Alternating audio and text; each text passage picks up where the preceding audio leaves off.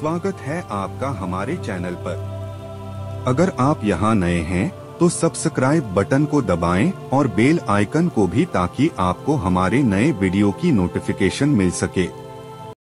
रावण की सोने की लंका, ये कहानी तो हम सबने सुनी है, पर क्या कभी ये सोचा है कि वो सोने का शहर, वो अद्भुत महल, उसे मिला कैसे था? इसकी कहानी एक बहुत ही छोटी सी इच्छा से शुरू होती है और एक बहुत बड़े पतन पर जाके खत्म होती है। चलिए आज इसी दिलचस्प कहानी को जानते हैं। तो सवाल यही है कि आखिर रावण के पास सोने की लंका आई कहाँ से? क्या उसने खुद बनवाई थी या किसी से युद्ध में जीती थी? सच कहूं तो असलियत इन सब से कहीं ज्यादा हैरान करने वाली है। इस पूरी कहानी की शुरुआत किसी राजा या दानव से नहीं होती, बल्कि इसकी जड़ें हैं कैलाश पर्वत पर रहने वाली देवी पार्वती की एक बहुत ही साधारण सी इच्छा में। सोचिए, देवी पार्वती कैलाश की ठंडी गुफाओं में रह रही थी। बच्चे छोटे थे और हर तरह की असुविधाएं थी, तो जाहिर है उन्हें एक घर की कमी बहुत महसूस हो रही थी। तो एक दिन उन्होंने भगवान महादेव से अपने मन की बात कही कि बाकी देवताओं की तरह क्या हमारा एक छोटा सा महल नहीं हो सकता? ये बस एक माँ की अपने परिवार के लिए एक सुरक्षित छत की चाहत थी। भगवान शिव ने अपनी पत्नी की ये इच्छा सुनी, उसे समझा और तुरंत हाँ कर दी। और बस यहीं से एक ऐसे महल का बनना शुरू हुआ जिसकी भव्यता के बारे में किसी ने सोचा भी नहीं था। अब इतना बड़ा काम था तो इसके लिए ब्रह्मांड के सबसे काबिल आर्किटेक्ट को ही बुलाना था। तो ये जिम्मेदारी दी गई विश्वकर्मा जी को, और उन्होंने अपनी सारी कला, सारा हुनर इस महल को बनाने में लगा दिया। ये कोई इमारत नहीं थी, ये एक सपना था जो सच हो रहा था। और जब वो महल बनकर तैयार हुआ ना, तो वो कोई मामूली महल नहीं था, वो तो कला का एक बेजोड़ नमूना था। ऐसा लगता था मानो जैसे स्वर्ग की धरती पर उतर आया हो। तीनों लोकों में आज तक वैसा महल कभी बना ही नहीं था। गणेश जी, कार्तिकेय जी और खुद माँ पार्वती, उनकी तो खुशी का कोई ठिकाना ही नहीं था। महल तो तैयार हो गया, पर अब एक नई बात सामने आई। भाई, इतने दिव्य महल में गृह प्रवेश की पूजा कौन करेगा? पुरोहित भी तो महल की ही टक्कर का होना चाहिए, है ना? बहुत सोचने के बाद भगवान महादेव ने एक ऐसा नाम सुझाया जिसे सुनकर सब हैरान रह गए। वो नाम था रावण। देखिए, उस समय रावण सिर्फ लंका का राजा नहीं था, वो दुनिया का सबसे बड़ा ज्ञानी था।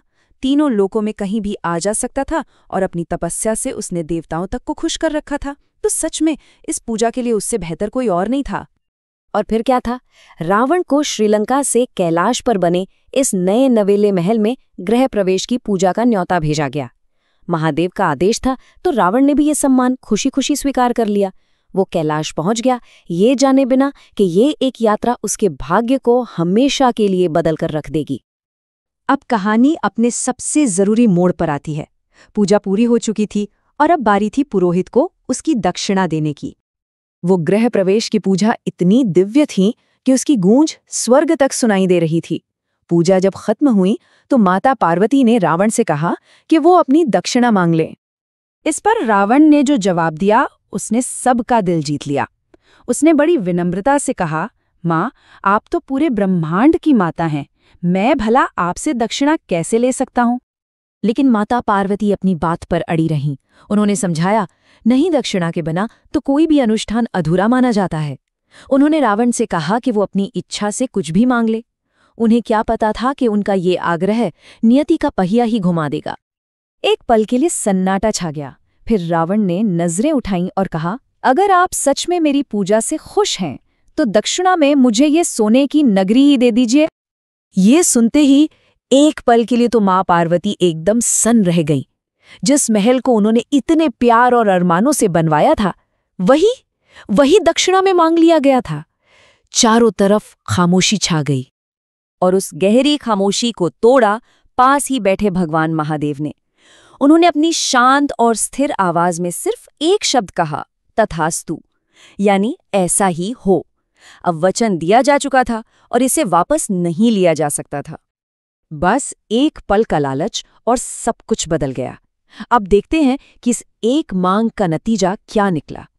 भगवान शिव के आदेश पर विश्वकर्मा जी ने उस पूरी सोने की नगरी को कैलाश से उठाया और सीधा श्रीलंका में जाकर स्थापित कर दिया। और उसी दिन से रावण की लंका सोने की लंका के नाम से जानी जाने लगी। रावण को सोने की लंका तो मिल गई, पर माना जाता है कि इसी एक लालच ने उसके पतन का रास्ता भी खोल दिया।